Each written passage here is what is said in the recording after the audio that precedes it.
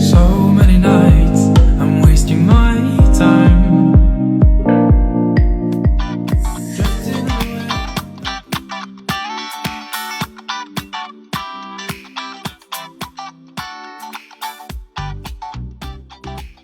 Well, let me tell you, I was so excited when I heard that the magazine wanted to put us in a cover together. And I said, wow, really? I'm like, me with the Lea Salonga? And then the question was it okay with me? And I was like, shouldn't it be the other way around? Is it okay with her? Because Oh my God. We've known each other since we were teenagers. As in, we were in an acting workshop together when she was 17 and I was 15. Lea and I have been working since we were teenagers. We were both signed up in Viva Films at one time. We both attended the same acting workshops together. We have performed and sung together on television.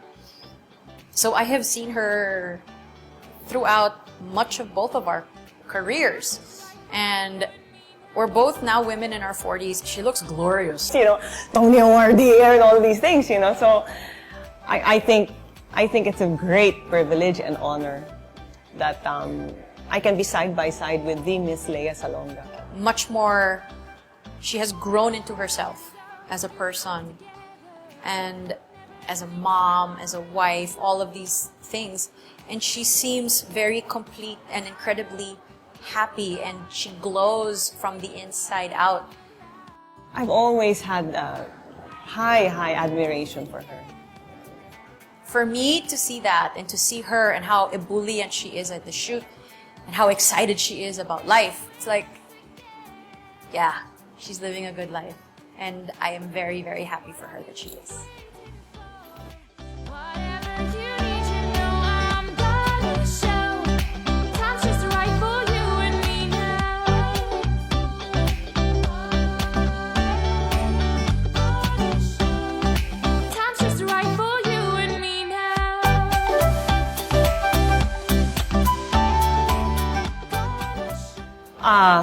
I have stopped counting, but I started in 1986. So, what kept you going after all this time? My love for my work. When I entered show business, it wasn't because I had wanted to become an actress. I did it out of just job opportunity, you know, to earn money.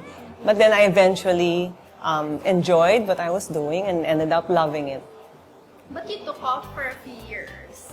Yes. And it was your, when I got married. Yeah. So what prompted that decision?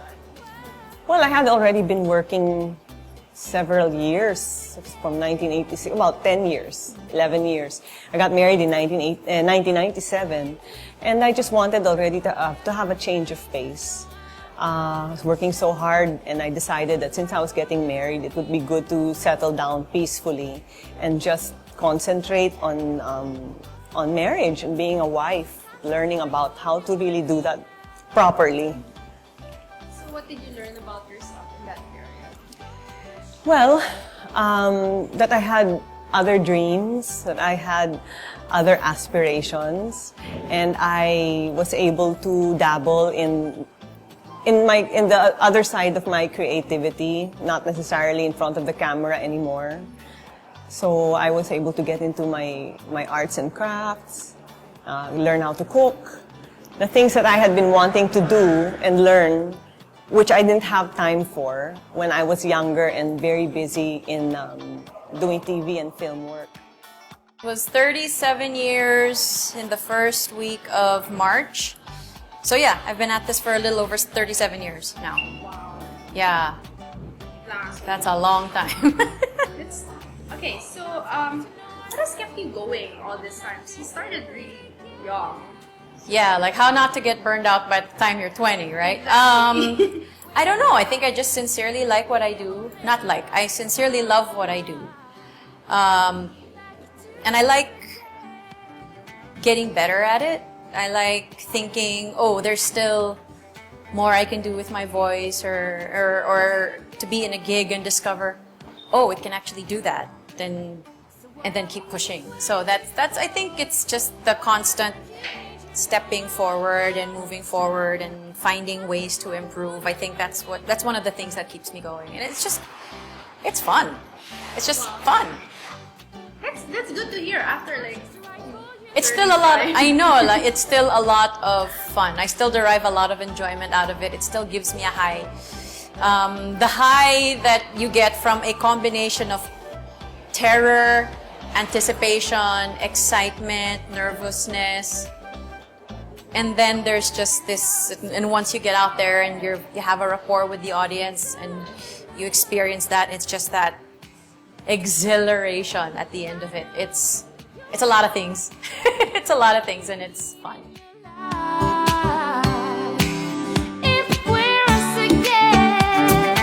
I guess what I like best about my job is the appreciation that I receive from my audience.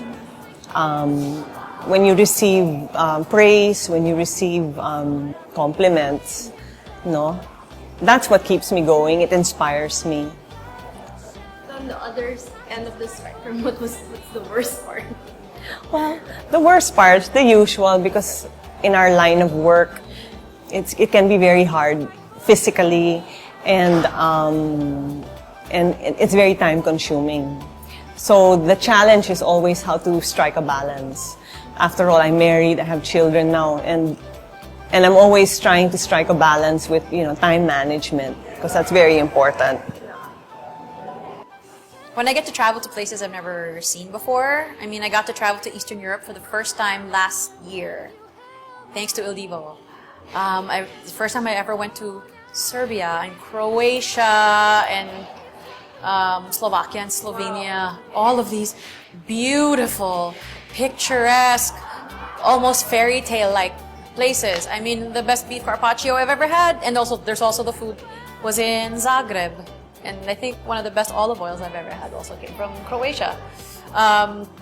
It's in Croatia, and I went to Prague for the first time, and I was taken care of by the Philippine Embassy. They sent a guide from the Philippine Embassy to take us around, and I was like, oh, you guys, this is amazing. And then there's actually a Filipino store in the middle of Prague, and it's in the middle of Prague, near one of the across the street from one of the churches, and it's like incredible and unbelievable food, unbelievable sights to see, the castles, the cathedrals, and just walking around the streets. It's like, this cannot be real. It's one of the most pretty places I have ever been, and I would highly recommend people going. And it's really not that expensive to go, and the hotels are really not that expensive either.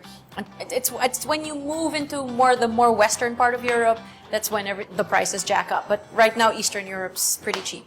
So it's like, go. It's safe. It's very safe, and English is more widely spoken than we expect it to be. You go to places like, when I went to Belgrade, I was really surprised at how much English was spoken, and the salesman at the Apple Store equivalent was fluent English. And here's the thing also about Serbia, everybody looks like a movie star, and you understand why Novak Djokovic looks like looks like that. Yeah. Or Ana Ivanovic. It's like they're all beautiful. It's like, wait, you're a salesman at the Apple Store and you look like a supermodel? It's like, what?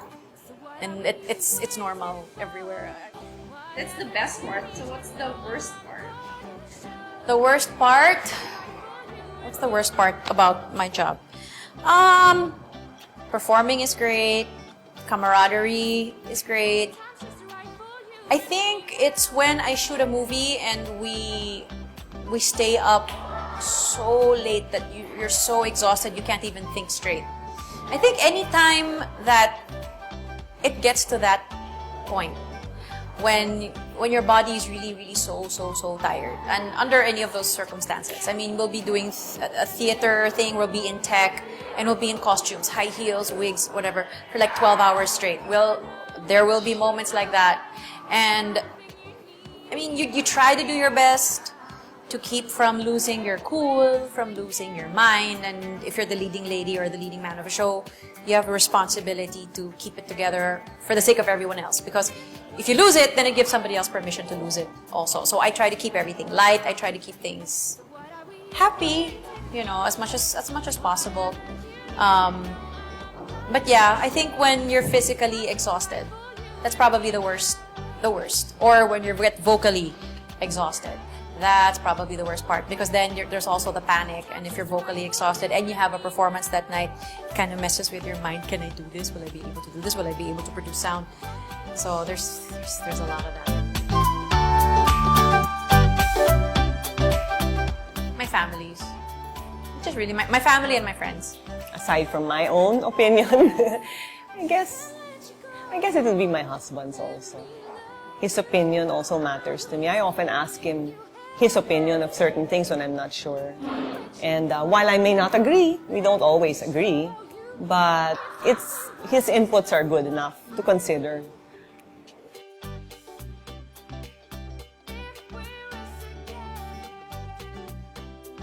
My children, you know, spending time with them, watching them grow, you know, seeing the changes.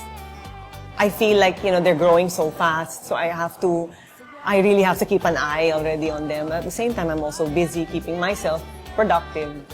But they're my happiness. They, my husband, our family, that's really what keeps me happy.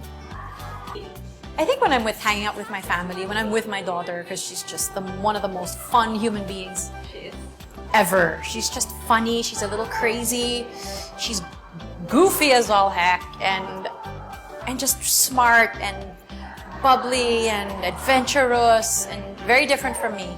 And it's really nice to see the world through her eyes. When I'm hanging out with my husband, we actually like each other. We don't just love each other as man and wife, but we're friends. We're friends. It's nice to be able to say you're friends with the guy you married. And it's fun. We make each other laugh. So, yeah, he's really cool. When I'm with my friends, when I'm watching a Broadway show or watching a friend in concert doing what they do really, really well, when I watch a good movie, when I eat good food, yeah, I mean, my job, what I do when I get up to sing and when I do a musical, it's fun. Yes, I have to enjoy it, and I do. But just living a good life is fun. That makes me happy. So I think everything feeds into everything else. And that, for me, creates a good life. Creates a very happy life. Blurred lines, hazy faces, my mind is blinded by the night. I close my eyes, I count still, I take a breath, in open I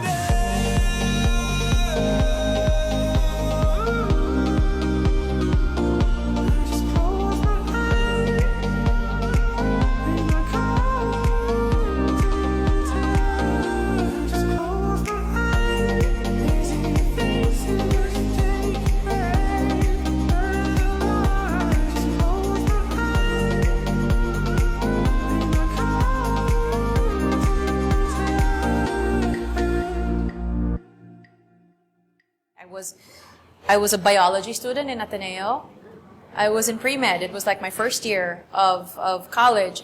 And I wasn't terrible at it, and I was actually really enjoying my classes.